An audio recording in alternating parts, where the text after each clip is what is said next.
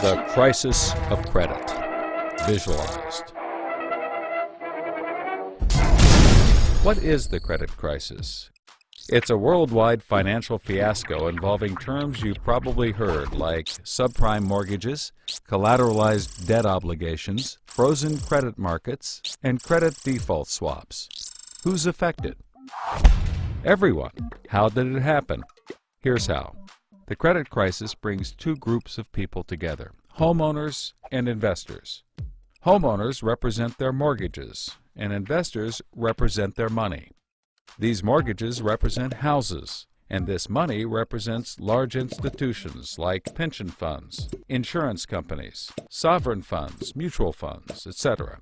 These groups are brought together through the financial system, a bunch of banks and brokers commonly known as Wall Street. While it may not seem like it, these banks on Wall Street are closely connected to these houses on Main Street. To understand how, let's start at the beginning. Years ago, the investors are sitting on their pile of money, looking for a good investment to turn into more money. Traditionally, they go to the U.S. Federal Reserve, where they buy treasury bills, believed to be the safest investment. But in the wake of the dot-com bust in September 11th, Federal Reserve Chairman Alan Greenspan lowers interest rates to only 1% to keep the economy strong. 1% is a very low return on investment, so the investors say, no thanks. On the flip side, this means banks on Wall Street can borrow from the Fed for only 1%. Add to that general surpluses from Japan, China, and the Middle East, and there's an abundance of cheap credit. This makes borrowing money easy for banks and causes them to go crazy with leverage. Leverage is borrowing money to amplify the outcome of a deal. Here's how it works. In a normal deal, someone with $10,000 buys a box for $10,000.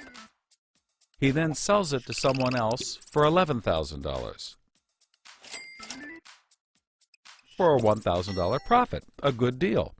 But using leverage, someone with $10,000 would go borrow $990,000 more dollars,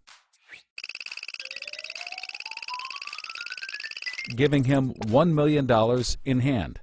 Then he goes and buys 100 boxes with his $1 million and sells them to someone else for $1,100,000. Then he pays back his $990,000 plus $10,000 in interest. And after his initial $10,000, he's left with a $90,000 profit versus the other guy's $1,000.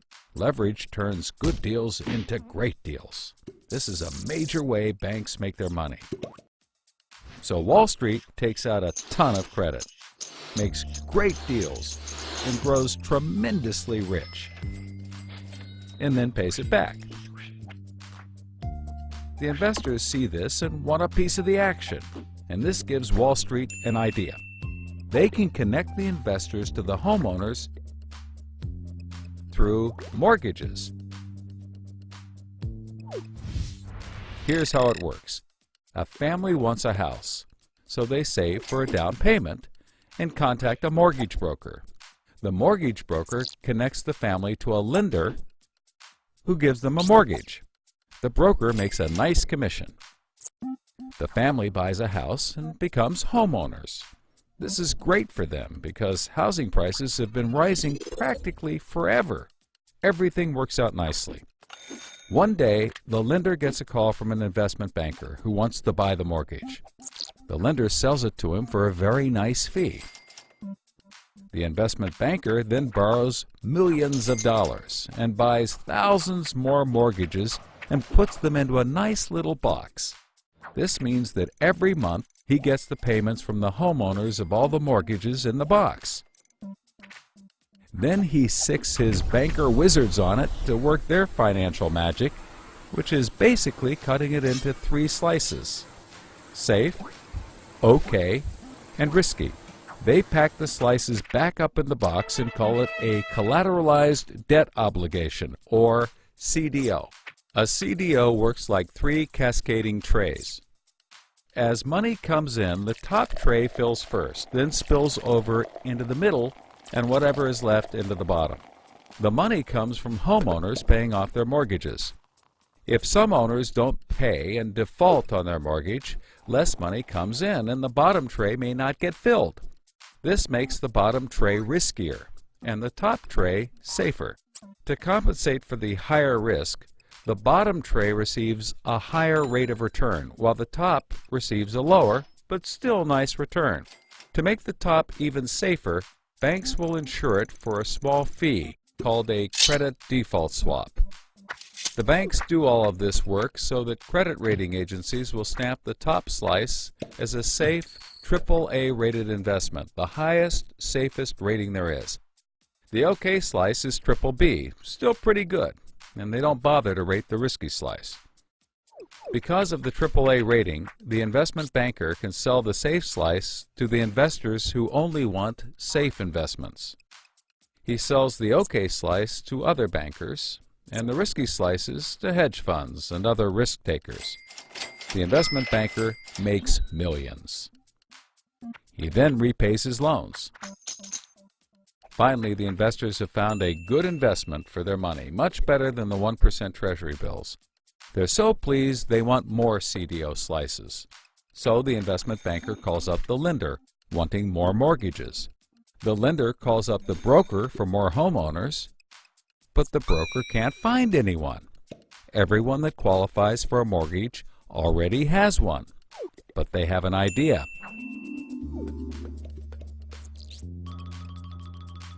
When homeowners default on their mortgage, the lender gets the house, and houses are always increasing in value. Since they're covered if the homeowners default, lenders can start adding risk to new mortgages, not requiring down payments, no proof of income, no documents at all.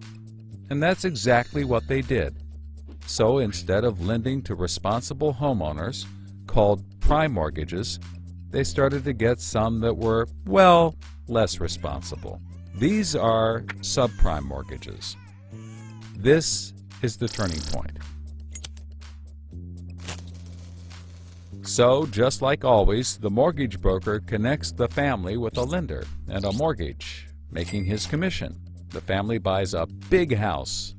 The lender sells the mortgage to the investment banker,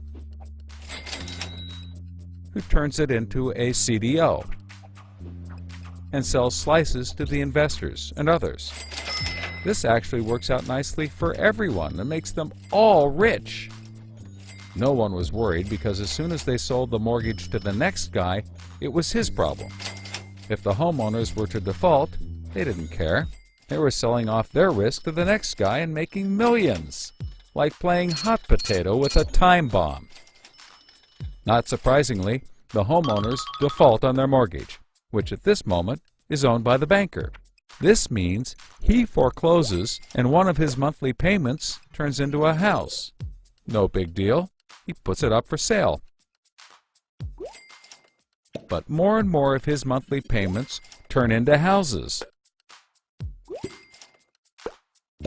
Now there are so many houses for sale on the market, creating more supply than there is demand, and housing prices aren't rising anymore. In fact, they plummet. This creates an interesting problem for homeowners still paying their mortgages. As all the houses in their neighborhood go up for sale, the value of their house goes down, and they start to wonder why they're paying back their $300,000 mortgage when the house is now worth only $90,000. They decide that it doesn't make sense to continue paying, even though they can afford to, and they walk away from their house. Default rates sweep the country, and prices plummet. Now the investment banker is basically holding a box full of worthless houses. He calls up his buddy the investor to sell his CDO, but the investor isn't stupid and says, no thanks. He knows that the stream of money isn't even a dribble anymore. The banker tries to sell to everyone, but nobody wants to buy his bomb. He's freaking out because he borrowed millions, sometimes billions of dollars to buy this bomb, and he can't pay it back. Whatever he tries, he can't get rid of it. But he's not the only one. The investors have already bought thousands of these bombs. The lender calls up trying to sell his mortgage, but the banker won't buy it, and the broker is out of work. The whole financial system is frozen, and things get dark.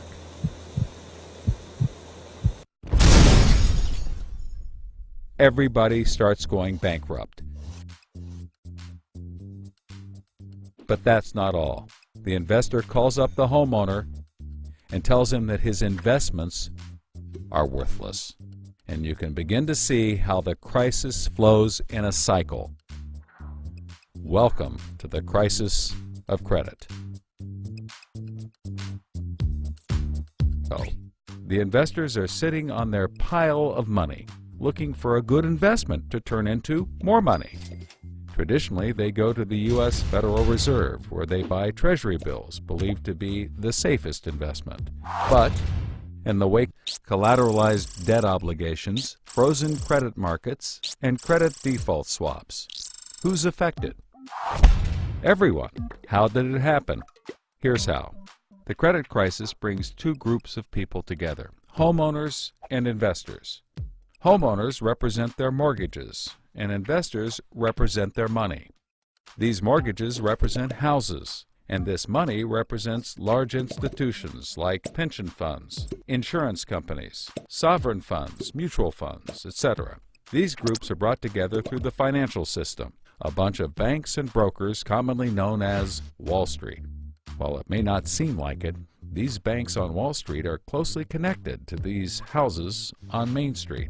To understand how, let's start at the beginning. Years ago, the crisis of credit, visualized. What is the credit crisis? It's a worldwide financial fiasco involving terms you've probably heard like subprime mortgages,